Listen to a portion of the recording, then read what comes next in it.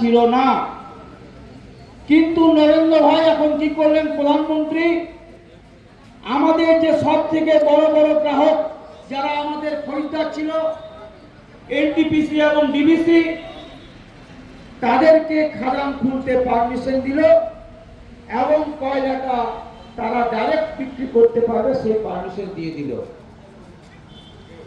তাহলে বন্ধু, সেই এনটিপিসি যারা খাদান খুলেছে তারা ইংরেজ শাসনের মতো শ্রমিকদেরকে চাবুক দিয়ে কম বেতনে খাটিয়ে 12 ঘন্টা ডিউটি করিয়ে কম পয়সা খরচ করে তারা কয়লা উত্তোলন করছে এবং কম পয়সায় তারা কয়লাটা বিক্রি করতে পারছে।